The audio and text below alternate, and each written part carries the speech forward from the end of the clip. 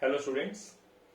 आज 11th class economics में second chapter हम कंटिन्यू कर रहे हैं और सेकंड चैप्टर में ये बहुत ही इंपॉर्टेंट टॉपिक आज हम करने जा रहे हैं जिसका नाम है प्रोडक्शन पॉसिबिलिटी कर्व। इससे आपके एग्जाम में क्वेश्चन जरूर आता है हर बार। इसे हम शॉर्ट में पीपीसी भी बोलते हैं, प्रोडक्शन पॉसिबिलिटी कर्व। ठीक है, इसका एक और नाम भी होता है प्रोडक्शन पॉसिबिलिटी फ्रंटियर, या फिर हम इसको बोलते हैं ट्रांसफॉर्मेशन कर्व। इन तीनों नामों से इसे जाना जाता है। ये एक्चुअली बेसिकली होता क्या है, production possibility schedule. Production possibility schedule जो होता है हमारा, उस शेड्यूल को अगर हम ग्राफ के थ्रू रिप्रेजेंट करते हैं तो उसे हम प्रोडक्शन पॉसिबिलिटी कर्व बोलते हैं। यानी प्रोडक्शन पॉसिबिलिटी फ्रंटियर या जो हमारा शेड्यूल होता है उसे अगर हम कर्व के थ्रू रिप्रेजेंट करें तो उसे प्रोडक्शन पॉसिबिलिटी कर्व बोलते हैं। अब एक्चुअल होता क्या है, जैसे मान लीजिए हमें किसी भी दो गुड्स का प्रोडक्शन करना है, तो उन दो गुड्स के लिए जैसे मान लीजिए यहाँ पर व्हीट और राइस है, तो इन दोनों गुड्स का प्रोडक्शन करना है। और दो गुड्स का प्रोडक्शन करने के लिए हमारे पास कुछ रिसोर्सेस हमारे पास होते हैं। ठीक है, तो उन रिसोर्सेज का अगर हम यूज करेंगे तो जाहिर सी बात है, अगर एक कॉमोडिटी के प्रोडक्शन को बढ़ाएंगे तो दूसरे के प्रोडक्शन को हमें घटाना पड़ेगा, और दूसरे के प्रोडक्शन को बढ़ाएंगे तो पहले वाले के प्रोडक्शन को घटाना पड़ेगा।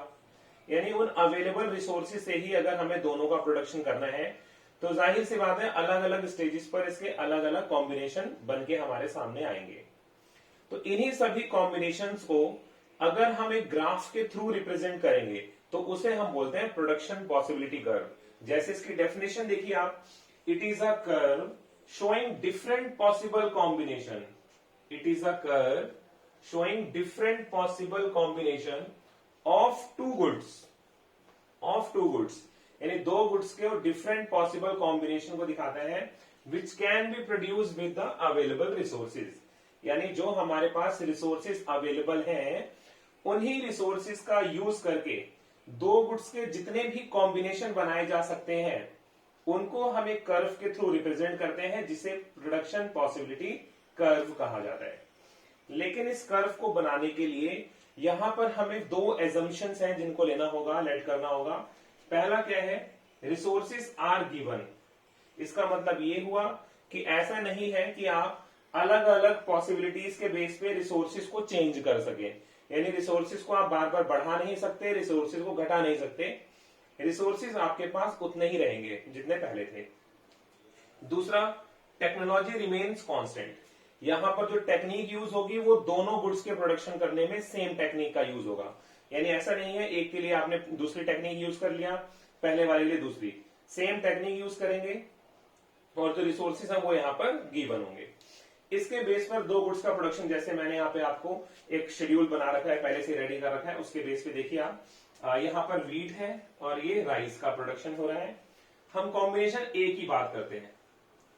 ए के कॉम्बिनेशन में क्या हो रहा है कि व्हीट का प्रोडक्शन हुआ 100। यानी मेरे पास जितने भी रिसोर्सेज थे, मान लीजिए मेरे रिसोर्सेज हैं, जितने भी रिसोर्सेज हैं इन सभी रिसोर्सेज को मैंने कहा यूज कर लिया, व्हीट का प्रोडक्शन करने के लिए। तो सारे अगर मैं व्हीट में लगाऊंगा तो व्हीट का प्रोडक्शन हो गया 100, और राइस के लिए कुछ मेरे पास बचेगा नहीं, तो राइस का प्रोडक्शन हो गया 0। ठीक है, तो मैंने सोचा चलो ऐसा करते हैं, इन्हीं रिसोर्सेज से कुछ रिसोर्सेज निकालते हैं और इतने से हम राइस का प्रोडक्शन कर लेंगे और बाकी से व्हीट का प्रोडक्शन कर लेंगे। तो रिसोर्सेज में थोड़ा सा यूज किया गया राइस के लिए, तो राइस का प्रोडक्शन हो गया 10 और व्हीट का प्रोडक्शन हो गया 90। यानी मैंने एक का प्रोडक्शन बढ़ाया तो दूसरे का प्रोडक्शन घटना चालू हो गया। मैंने कहा इन रिसोर्सेज को थोड़ा सा और यूज कर लेते हैं राइस के लिए, तो मैंने राइस के लिए रिसोर्सेज थोड़े से और यूज कर लिए, तो राइस का प्रोडक्शन हो गया मेरा 20 और व्हीट का प्रोडक्शन मेरा घट कर हो गया 70। यानी जैसे जैसे मैं राइस का प्रोडक्शन इंक्रीज कर रहा हूं वैसे वैसे व्हीट का प्रोडक्शन मेरा डिक्रीज होता जा रहा है। और एक टाइम ऐसा आया जहां मैंने सारे के सारे रिसोर्सेज को यूज कर लिया राइस के लिए, तो राइस का प्रोडक्शन हो गया मेरा 40 और इसका कितना रह गया, सिर्फ 0 रह गया। ठीक है, यानी कि व्हीट का प्रोडक्शन सिर्फ 0 रह गया।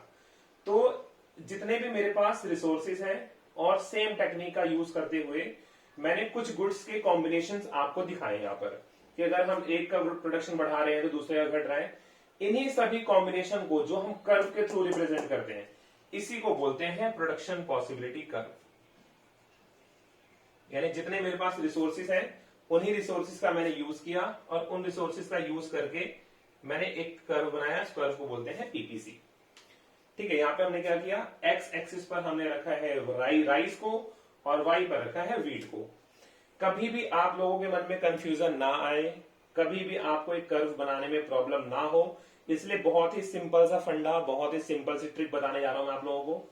बस आपको ये याद रखना है, जिस भी गुड्स का प्रोडक्शन राइज हो रहा हो यानी इंक्रीज हो रहा हो, उसको आप एक्स एक्सिस पर रखिए, और जिसके अंदर सेक्रीफाइस यानी जिसका प्रोडक्शन गिर रहा हो उसको आप वाई एक्सिस पे रखिए। जैसे वीट का प्रोडक्शन गिर रहा है, सेक्रीफाइस हो रहा है इसमें, इसको हमने वाई पे रखा है। राइस का प्रोडक्शन बढ़ रहा है, इसको हमने एक्स पर रखा है। इसी बेस पर आप इनको हमेशा अप्लाई करेंगे, जिससे कि आपका कर्व बिल्कुल सही बनेगा। अब यहां पर देखिए, वीट का प्रोडक्शन 100 है और राइस का प्रोडक्शन 0, फिर 90 और 10, 70 20, 40 30, यहाँ पे 0 और 40। तो इस तरह से प्रोडक्शन कर्व बन गया इसका। इसकी शेप देखिए थोड़ी सी उठी हुई है, मैंने यहाँ पे कर्व आपके लिए बना के दिया है दोबारा से। इसकी शेप हमेशा इस तरह से बनती है, जिसका नाम होता है कनकेव। ठीक है, तो आज मैं सिर्फ आप लोगों को बताने आया था कि प्रोडक्शन पॉसिबिलिटी कर्व एक्चुअल में होता क्या है। ठीक है, अब इसके कुछ फीचर्स हैं कि कनकेव होता है, डाउनवर्ड होता है, तो ऐसा क्यों होता है, क्या रीजन है डाउनवर्ड होने के। ठीक है, तो इन सबको करेंगे हम अपने नेक्स्ट लेक्चर में। आज के लिए सिर्फ आप पीपीसी समझिए कि क्या होता है। पीपीसी बनाना सबसे पहले मेन है, पीपीसी सीखना सबसे पहले मेन है, उसके बाद इसके फीचर्स हम जानेंगे अगली वीडियो में।